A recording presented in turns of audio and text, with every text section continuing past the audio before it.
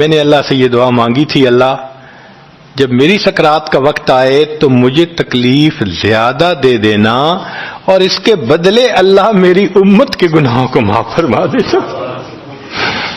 عائشہ، یہ وہ سکرات ہے جس کی وجہ سے مجھے تکلیف بہت ہے۔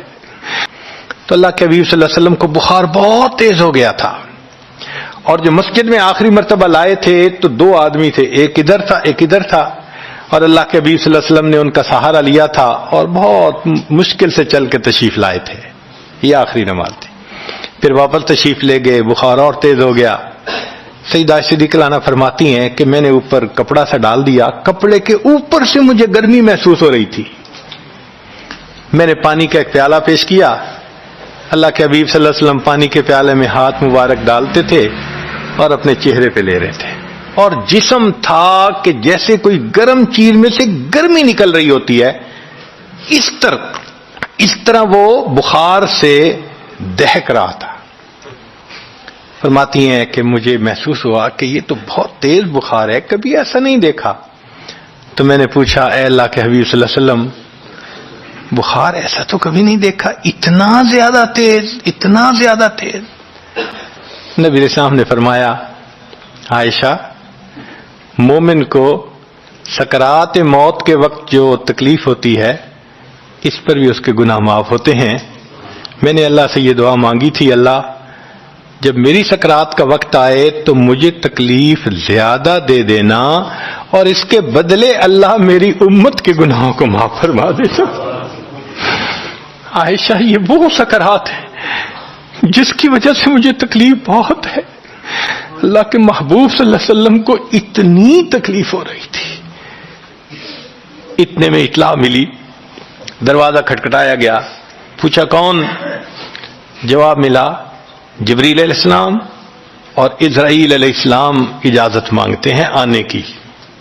نبی علیہ السلام نے فرمایا، جبریل اندر آ جائیں۔ تو جبریل آئے۔ اے اللہ کے حبیب صلی اللہ علیہ وسلم، اللہ نے آپ کو یاد فرمایا ہے۔ نبی علیہ السلام نے فرمایا، جبریل اللہ تعالیٰ سے پوچھ کے یہ پہلے بتاؤ میرے بعد میری امت کا کیا حال ہوگا،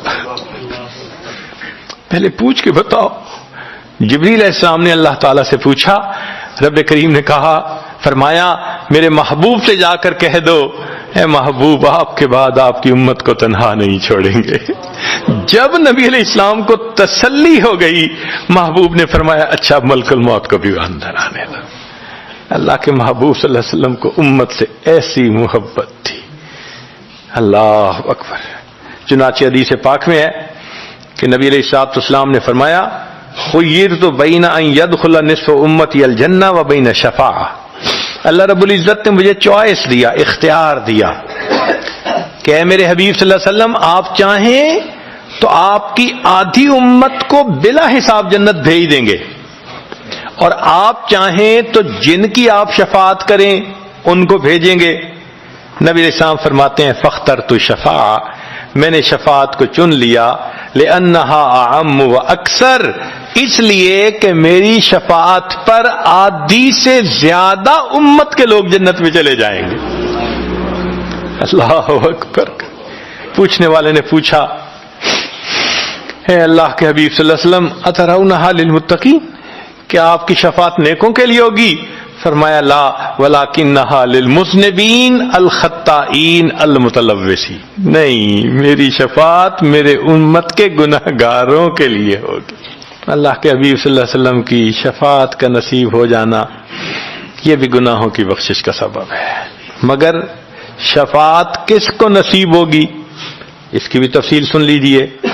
کچھ لوگ ہوتے ہیں سنت کو دیکھتے ہیں، ان کا دل خوش ہو جاتا ہے، وہ سنت رکھنے والے کو انکریج کرتے ہیں، اس کو مورل سپورٹ دیتے ہیں، نہیں تم نے اچھا کیا۔ اور کچھ وہ ہوتے ہیں کہ جو دیکھتے ہیں چہرے پہ سنت سجی، کیا ملا بن گئے، کیا تم نے چہرے پہ کر لیا۔ علماء نے لکھا، جس نے سنت کو دیکھ کر ناگواری کا اظہار کیا، اس نے اپنے آپ کو شفاعت سے محروم کر لیا۔